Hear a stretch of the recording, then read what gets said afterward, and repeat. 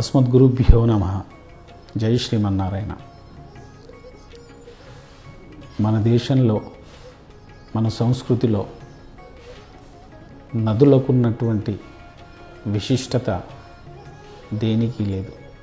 అందులో ప్రధానంగా ఈ గంగా నది. ఎక్కడో అలకపురి గిరులలో పుట్టి అనేక నదులతో సంగమించుకుంటూ ఇప్పుడు మనం ఉన్నటువంటి ఈ చోటు రిషికేశ్ క్షేత్రము. ఇది సీతమ్మ వారి జూల, సీతమ్మ సేతువు. అటు నుంచి ముందుకు మనం ప్రయాణమైతే అక్కడ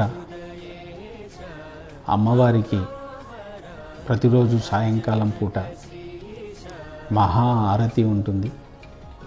ఆ మహా ఆరతి కోసం మేమంతా ఈ గంగమ్మ ఒడ్డుకు వచ్చి ఇక్కడ కూర్చున్నాం. పరమార్థ స్థల్లో గంగా హారతి కోసం వచ్చాం. మీరు చూస్తున్నారు ఎంత ఉధృతిగా ప్రవహిస్తుంది.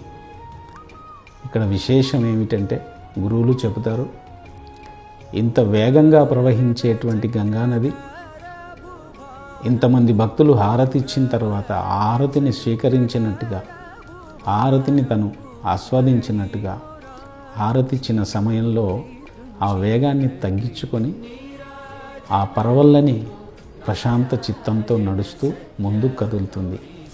ఇది చూడాలి అంటే మీరు ఆ హారతికి పూర్వం ఒక పువ్వుని అందులో విసిరేస్తే ఆ ఉధృతికి ఎలా వేగంగా ముందుకెళ్ళిపోతుందో, మరొక పువ్వుని హారతి ఇచ్చినటువంటి సమయంలో మీరు అదే నదిలో వేస్తే ఎంత ప్రశాంతంగా అది తేలుతూ ముందుకు కదులుతుందో కనపడుతుందని.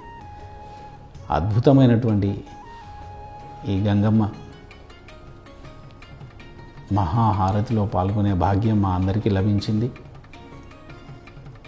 సాయం సంధ్యా సమయంలో సూర్యబింబం అద్భుతంగా ఆ గంగా అలల మీద పడుతున్నప్పుడు ఆ కిరణాలు మళ్ళీ మన కంటికి బంగారు వన్నెలో అందుతున్నప్పుడు,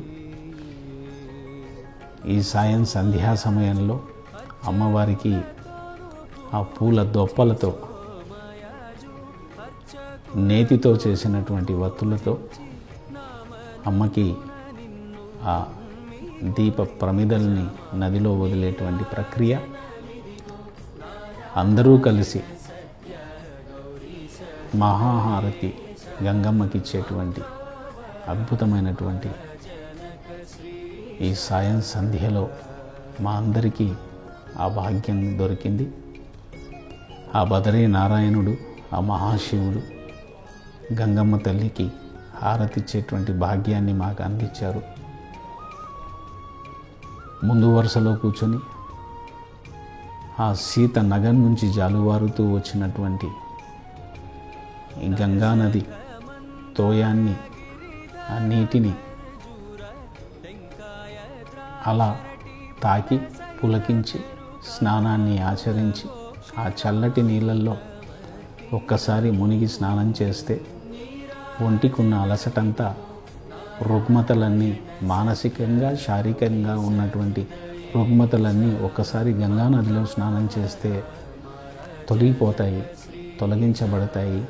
అంతటి మహిమాన్వితమైనటువంటి ఈ గంగమ్మ నీటి ప్రవాహంలో మనం దీపాలని వెలిగించి హారతి ఇచ్చేటువంటి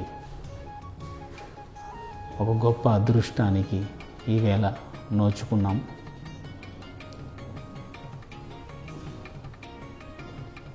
వేల మంది భక్తులు ఈ సాయం సమయంలో అమ్మకి హారతి ఇచ్చేటువంటి భాగ్యాన్ని అందుకున్నారు. భారతీయులే కాకుండా విదేశీయులు కూడా ఈ సమయంలో ఇక్కడికి వచ్చి గంగమ్మ విశేషాలని తెలుసుకొని పరవశించిపోతుంటారు.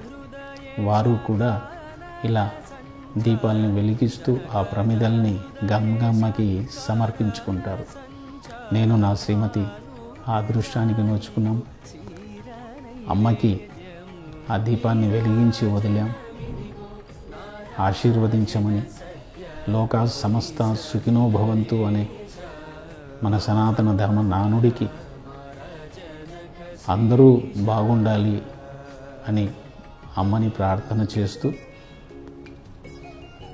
దేశమంతా కూడా సమృద్ధిగా వర్షాలతో పాడి పంటలతో అలరారాలని,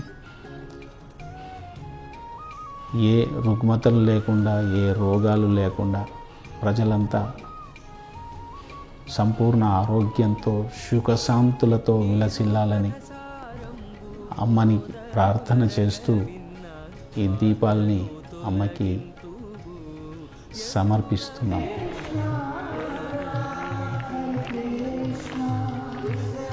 దేశం నలుమూలల నుంచి వచ్చేటువంటి భక్తులు అటు హరిద్వార్లో కానీ, ఇటు ఋషికేశ్లో కానీ అనేక స్నానఘట్టాలలో, ముఖ్యంగా ఇక్కడ పరమార్థ ఘట్టంలో స్వామివారు మీరు చూస్తున్నారు. వారి ఆశ్రమంలో చదువుకుంటున్నటువంటి వేద విద్యార్థులు సాయంకాలం హవనాన్ని నిర్వహించి, మనం భగవంతునికి ఏదైనా విషయం చెప్పాలంటే మన ధర్మం 2 మార్గాల్ని చెప్పింది.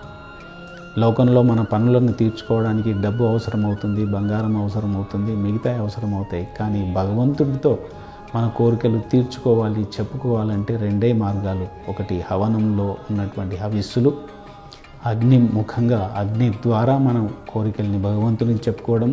రెండవది నీటిలో మనం వదిలినటువంటి ఆ దీపాల ద్వారా, నీటి ద్వారా భగవంతునికి మన కోరికల్ని విజ్ఞాపన చేయడం. ఈ 2 ఎవరైతే మనస్ఫూర్తిగా చేస్తారో, శ్రద్ధతో, భక్తితో, అంకిత భావంతో, సమర్పణ భావనతో చేస్తారో వారికి భగవంతుడు వారి కోరికల్ని ఎప్పుడూ నెరవేరుస్తాడని, ఇహంలోనే కాకుండా పరంలో కూడా వారికి ప్రాధాన్యత ఇస్తాడని మన సనాతన ధర్మం తెలియజేస్తుంది. పునర్జన్మ సిద్ధాంతాన్ని నమ్మిన భారతీయులు ఇలాంటి మహా యాగాలలో, క్రతువులలో పాలు పంచుకొని తమని తాము ఉద్ధరించుకునేటువంటి ప్రయత్నం చేస్తారు. ఈవేళ అక్కడ ఉన్నటువంటి గురువులు, పరమార్థ ఆశ్రమ గురువర్యులు, అక్కడి వేద విద్యార్థులు, వేదోపాసన చేసినటువంటి ఆ చిన్నారులు వేదాన్ని శృతిబద్ధంగా చదువుతూ ఇలా నాలాంటి వాళ్ళకి హారతినిచ్చారు. మా చేతిలోకి హారతిని వెలిగించి ఇచ్చారు.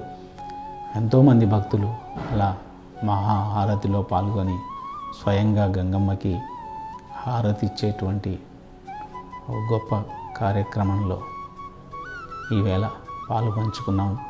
ఈ సౌభాగ్యానికి నోచుకొని భగవంతుని సంపూర్ణమైనటువంటి ఆశీస్సులతో, గురువర్యుల ఆశీస్సులతో, మంగళాశాసనాలతో మా యాత్ర ఋషికేశ్ నుంచి మొదలై పంచభద్రులని దాటుకొని పంచ ప్రయాగాల్ని చూస్తూ ఎక్కడైతే గంగమ్మ పుట్టినటువంటి స్థలం ఉందో వసుధార, అలకానందా నదిలో అక్కడి వరకు మా ప్రయాణం 7 రోజుల ప్రయాణం.